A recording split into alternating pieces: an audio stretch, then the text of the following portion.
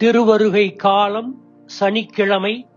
நற்செய்தி பகுதி மத்தேயு பிரிவு 9, அருள்வாக்குகள் 35 தொடக்கம் 10வது பிரிவு 1 மற்றும் 6 தொடக்கம் 8 வரை. வசனம் 36. திரண்டிருந்த மக்களை இயேசு கண்டபோது அவர்கள் மேல் பரிவு கொண்டார். ஆண்டவராகிய இயேசு கிறிஸ்துவின் வலிமையான நற்செய்தி இரக்கம் என்று திருத்தந்தை பிரான்சிஸ் கோடிட்டு காட்டுகிறார். மனச்சோர்வோடும் துன்புறுத்தலோடும் அலைகழிக்கப்பட்டு இருக்கும் மக்களை கண்டு இயேசு இரக்கம் கொண்டார்.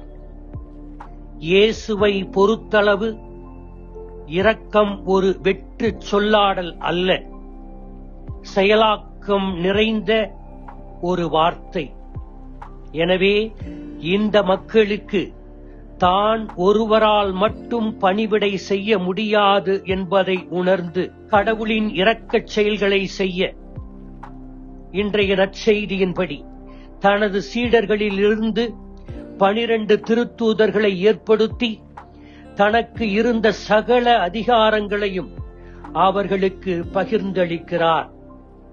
அவர்களிடம் அறுவடை மிகுதியாக இருக்கிறது என்று மட்டுமே மொழிகிறார்.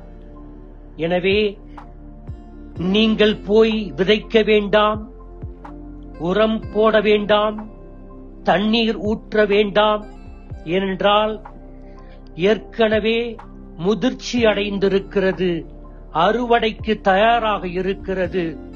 நீங்கள் செய்ய வேண்டியது எல்லாம் அறுவடையை ஒன்று சேர்ப்பதுதான்.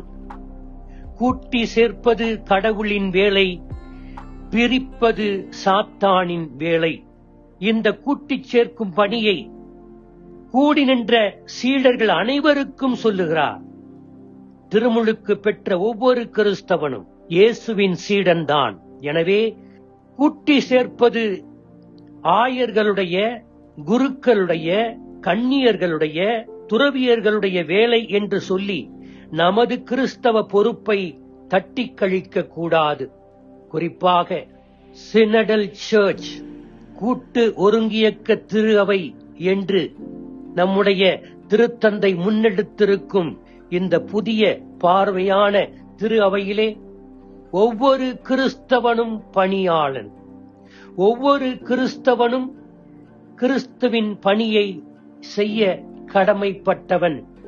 எல்லோரும் ஒருமித்து செல்ல வேண்டியவர்கள் என்று குறிப்பிடுகிறார்.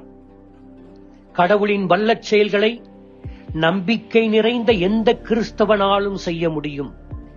இயேசுவின் மேல் நம்பிக்கை வைத்து ஜெபிக்கின்ற எவராலும், கிறிஸ்தவரே இல்லாதவராக இருந்தாலும் அவராலும் செய்ய முடியும்.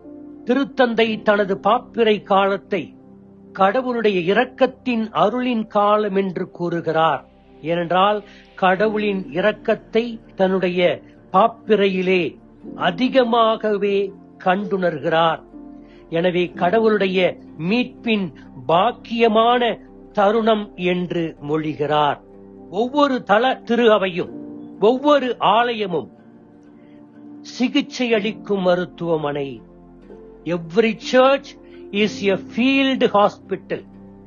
எனவே இரக்கத்தை பொழிகின்ற இடம்தான் நமது ஆலயம், நமது பங்கு, நமது அன்பியங்கள், நமது சமூக குழுக்கள்.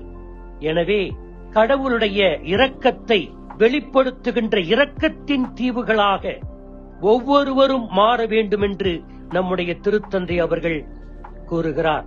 குறிப்பாக கடவுளின் இரக்கத்தை, ஒப்புரவு அருட்சாதனத்தை அடிக்கடி பெறுவதில் தன்னை எடுத்துக்காட்டாக வைத்து மற்றவர்களையும் அடிக்கடி கடவுளுடைய இரக்கத்தை பெற ஒப்புரவு அருட்சாதனத்தை நாட அழைக்கிறார். துன்பப்படுபவர்களோடு துன்பப்படுவதே உண்மையான இரக்கத்தின் வெளிப்பாடு.